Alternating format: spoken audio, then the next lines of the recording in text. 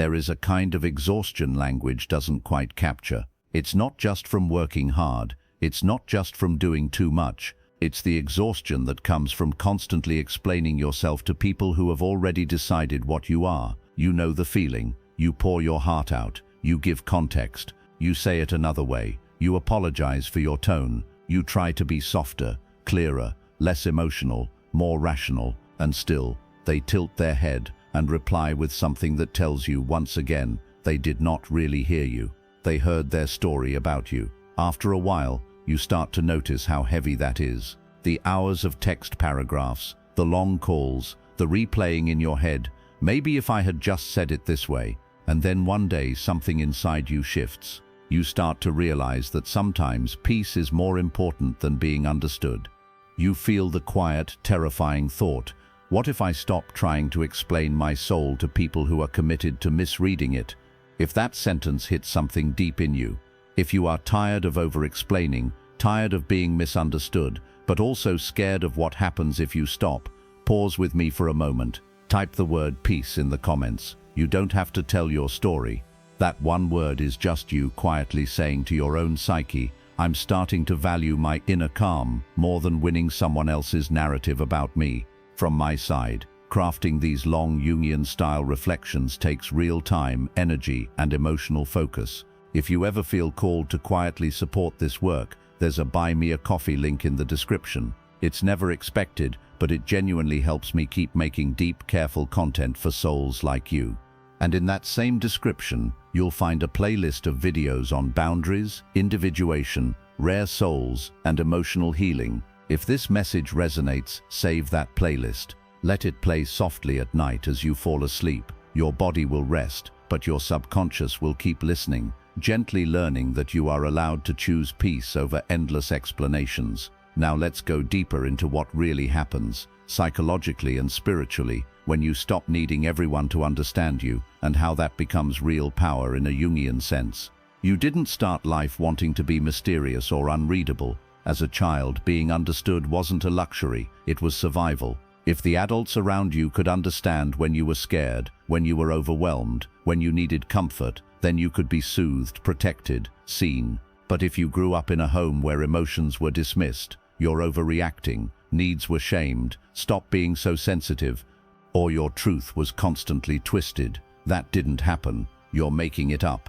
Your nervous system learned something very important. If I can't get them to understand me, I am not safe. So you tried harder. You explained. You softened. You took the blame. You turned your feelings into essays and arguments in your own mind, trying to find the magic words that would finally make someone say, "Oh, I get it now. You're not too much. You're not wrong." Carl Jung would say that early on you built complexes around this pain, clusters of emotion and memory that sit in the unconscious and get triggered later in life. So as an adult, you may find yourself over-explaining your boundaries so people won't be upset with you, justifying every no with a 10-paragraph explanation, trying to convince someone that you're not the villain in their story, staying in arguments long past the point your body has shut down, not because you like drama, but because the old belief is still alive. If they don't understand me, I am unsafe, unlovable, or wrong. This is where the persona comes in,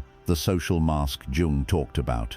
You learn to present a version of yourself that is easier to digest, the one who's always reasonable, never too emotional, the one who explains every decision in bullet point logic, the one who anticipates misunderstandings and tries to preempt them. On the outside, it looks like being good, mature, self-aware. On the inside, you're slowly abandoning your own center in exchange for being seen as understandable. But there is a cost to living like this. Every time you twist yourself into a shape that feels untrue, just so someone else will say, "Okay, now I get you," you feel a quiet fracture inside. At first, it's subtle. You feel strangely empty after arguments. Even if you won, you feel drained after long explanations, like your soul had to go on trial. You feel resentful toward people who always need more context but never truly soften toward you. Then it becomes louder. You start to dread conversations with certain people because you know you'll leave feeling unseen. You catch yourself saying things you don't fully believe, just to avoid conflict.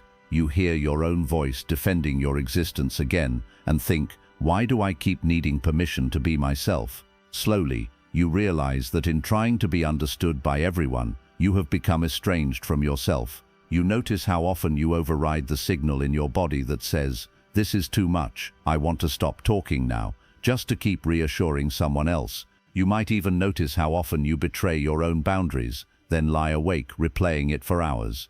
This is where a threshold appears.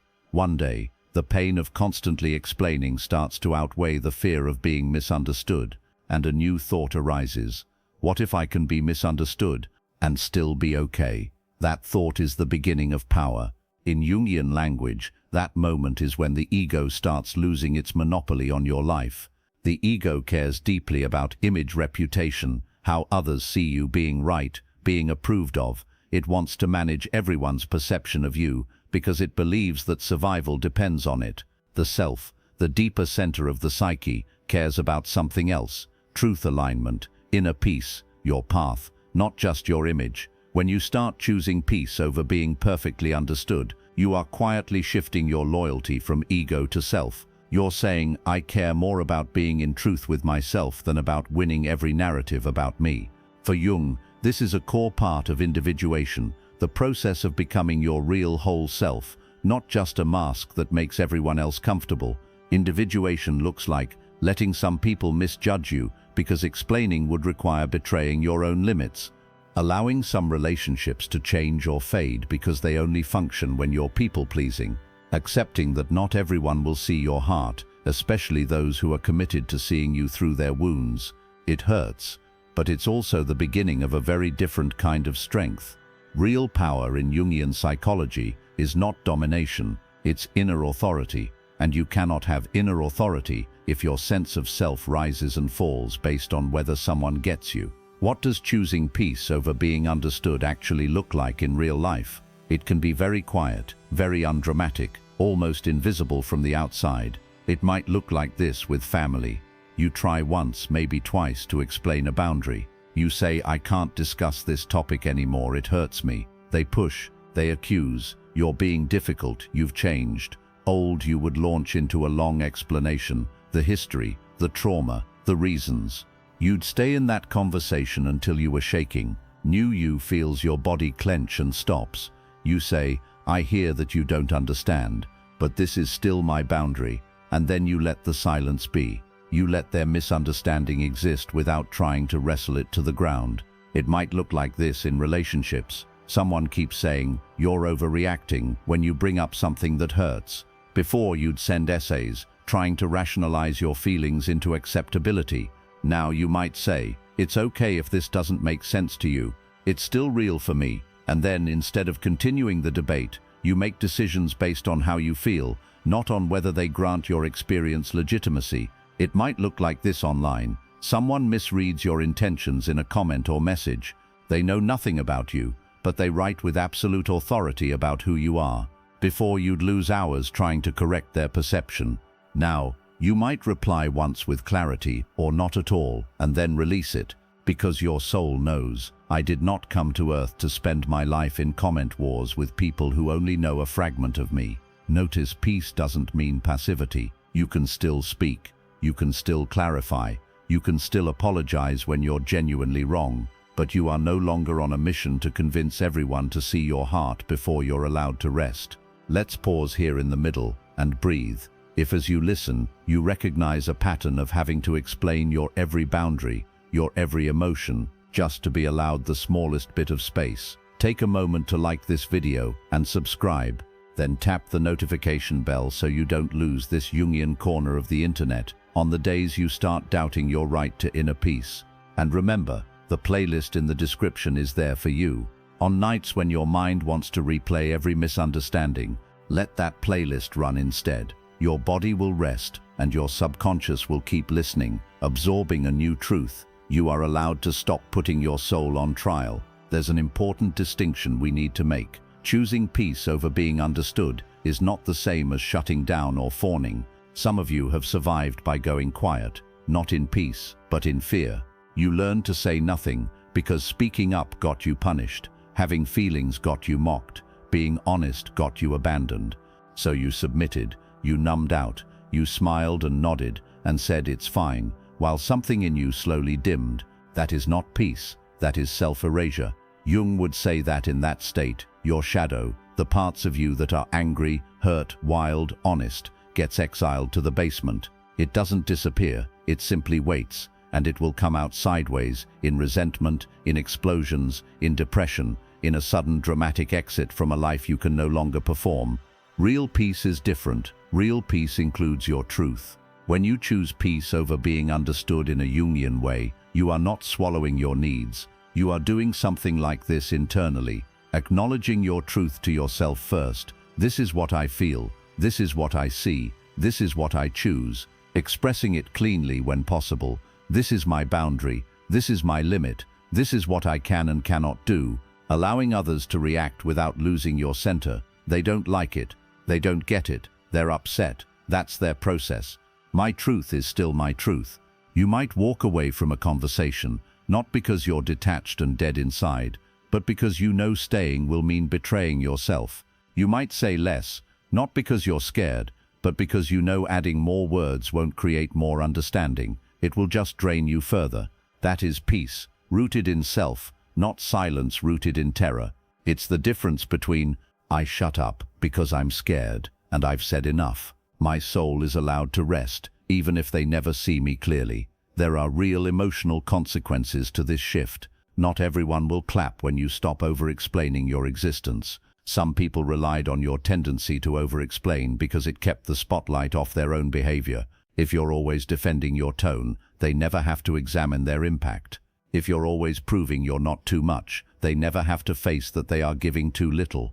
When you stop defending yourself so aggressively, their discomfort has nowhere to go but inward. They may react with, "You've changed. You're cold now. You think you're better than us. You're selfish." That can hurt, especially if it comes from people you love. Old guilt may flare. Maybe I am the problem. Maybe I should try harder. Maybe I'm abandoning them. But this is where your power grows. You learn to sit in the discomfort of being misread without immediately abandoning your new stance. You might cry after the conversation. You might journal pages and pages of all the things you could have said. You might ache with the desire to call back and over-explain. And still, somewhere in your chest, there is a quiet knowing. I chose peace this time. I chose to protect my nervous system.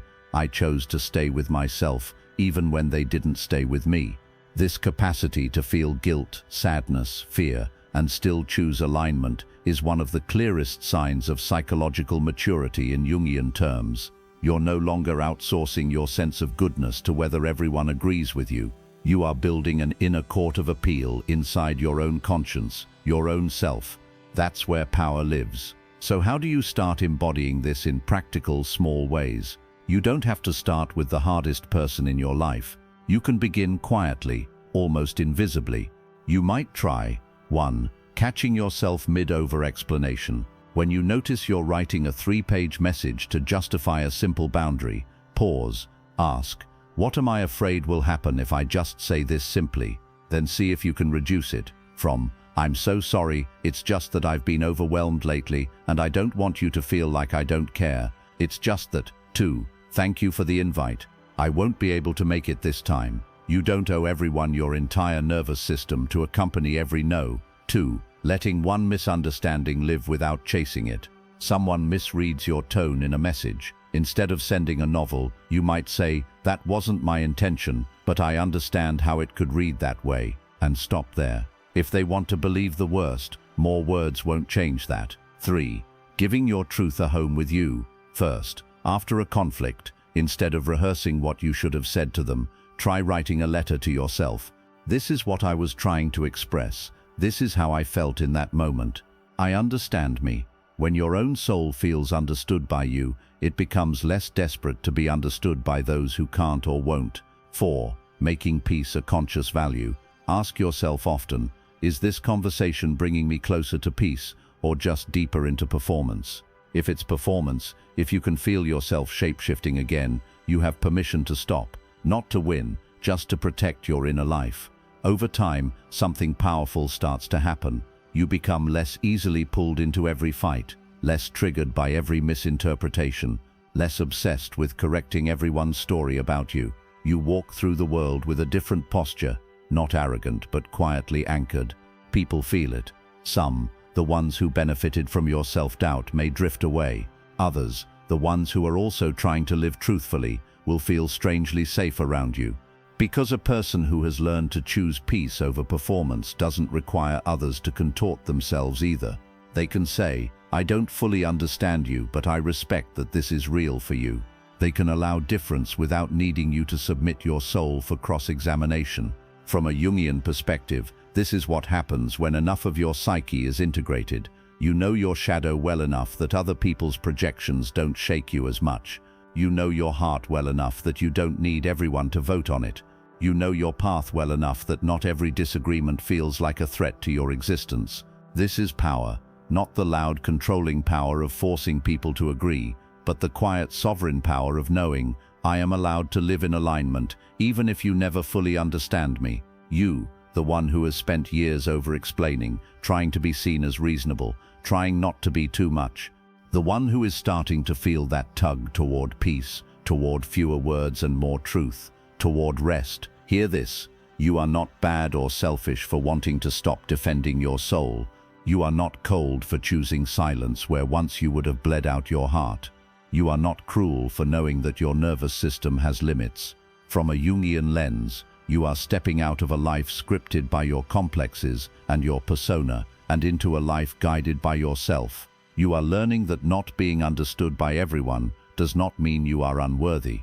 It means you are finally becoming particular, a specific soul on a specific path that not everyone is meant to fully grasp. If this spoke to you, and you haven't already, type peace in the comments. Not to prove anything to anyone, but as a soft pledge to yourself. I choose inner peace over endless performance. I choose truth over winning every argument. If this video held you in any way, it truly helps when you like the video, subscribe, and tap the notification bell so you don't lose this Jungian space on the days you feel tempted to go back to over-explaining just to feel less guilty. From my side, these long-crafted scripts take real time, presence, and heart to create. If you ever feel moved to support this work, there's a small Buy Me a Coffee link in the description. Never expected, always deeply appreciated. And remember, in that same description, you'll find a playlist made for seasons exactly like this, for rare souls learning boundaries, self-respect, individuation, and emotional peace. Tonight, when you're about to sleep, instead of replaying every misunderstanding, instead of writing imaginary speeches in your head, open that playlist, hit play, and let it run softly in the background as you drift off. Your body will rest, but your subconscious will keep listening, keep healing, keep learning a new pattern.